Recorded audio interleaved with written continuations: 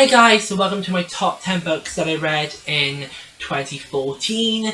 I'm going down from 10 to number 1, with number 1 being my absolute favourites of the year, so let's get straight on to this.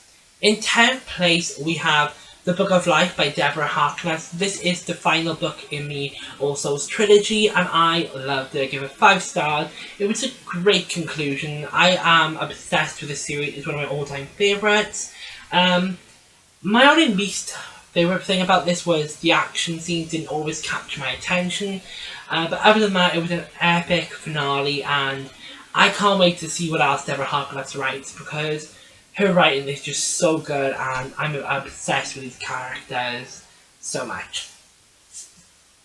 In 9th place we have Insurgent by Veronica Roth.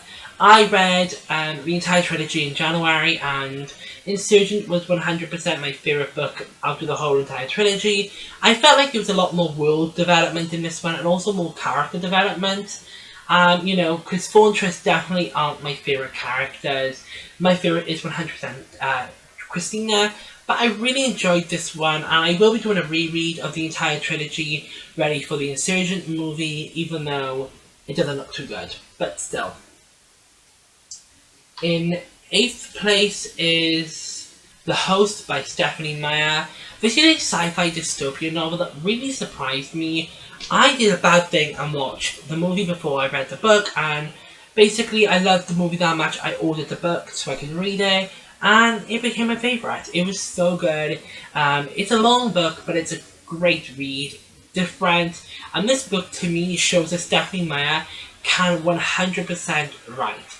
It was so good. The characters were great and the romance was just beautiful and I want more.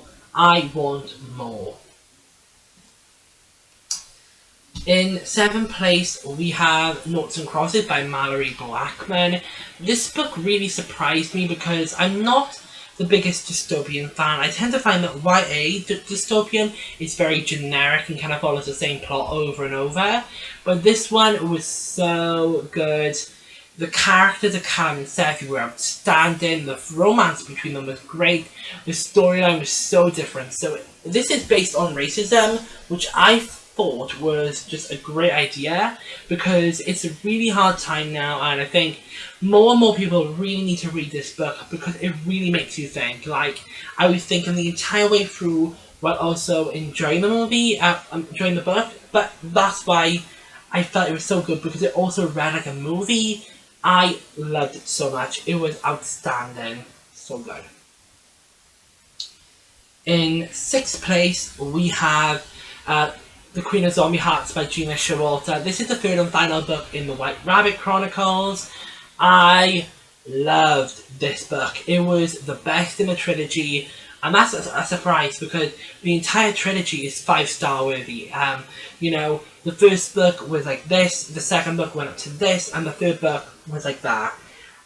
New characters were brought in to develop the story. The ending was great. I smiled, I laughed, I cried.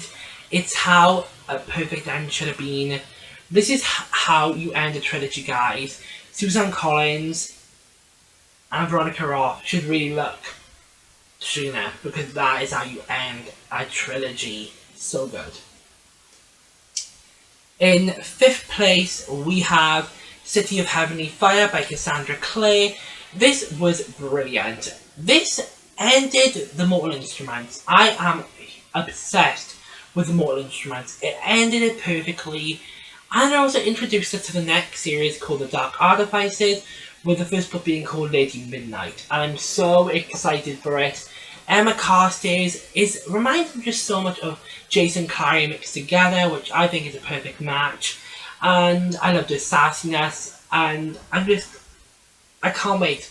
There's going to be more to do with the Fae in this one as well, which I'm really excited, but this one was a brilliant ending. It was huge, but I loved every single page of this book. Great ending, absolutely flawless. My thing with Cassandra Clare is that she could write a phone book or bloody email book and I would still read it because she had beautiful writing. Absolutely amazing. In fourth place is The Evolution of Mara Dyer. This trilogy I read at the end of November and the beginning of December, and it has become one of my all-time favourites. It is so creepy and different, and nothing like it out there right now, and it was just wow. It's about a girl called Mara Dyer who has kind of been in this freak accident, so she's had to move to a new city, she kind of start a new life, and at this new school, she's kind of thinking she's doing this thing with her mind, and things are happening that she kind of predicted, and so she thinks she's going crazy, and it's just an epic paranormal trilogy. This is my favourite book in the trilogy because the action and the romance and everything that happened in this book was on point. It was perfect, like literally perfect, and I'm gutted that the series is over now because it's phenomenal. In third place, we have Where She Went by Gail Forman. This book really just blew If I Stay out of the water. I really enjoyed If I Stay. I gave her 4 stars. It was great. This one, wow. It takes place 3 years later. It's in Adam's point of view. And the one thing I said that is also said in this book, Adam became a man. In the first book, he was kind of like, oh, I love her. And in this book, he was more of an actual guy. I felt like he'd really grown up, matured, and I loved every single second of this book. I literally cried at the ending. It was a perfect ending to an amazing duology, and I want to see guys so desperately a novella so badly. In second place is Slammed by Colleen Hoover. This is a young adult novel that has slam poetry in. I'm surprised by how good this book was. It follows a girl called Lakin whose parents, her fathers died, and her younger brother and her mother and her have just moved, and she meets this guy who turns out to be a student teacher, which kind of puts everything in the works. But I wasn't crazy obsessed with this romance. I loved their romance, but it was the family dynamic that drew me in, and I couldn't have expected a better book from this. Colleen Hoover can write, guys. If you haven't picked up one by her, go out and do it now because it is so good. And I have the second and third book to this, which is Point of Retreat and This Girl, The Christmas of My Sister, and I'm so darn happy to have them. I loved it. Yeah. So in first place is obviously my absolute favourite book of the year, and I don't think this author is going to be too surprised when I link her the link to this blog post, and that is Pushing the Limits by Katie McGarry. Now, I've raved about this book because for me, I really connected personally to the characters. Noah is a foster care kid.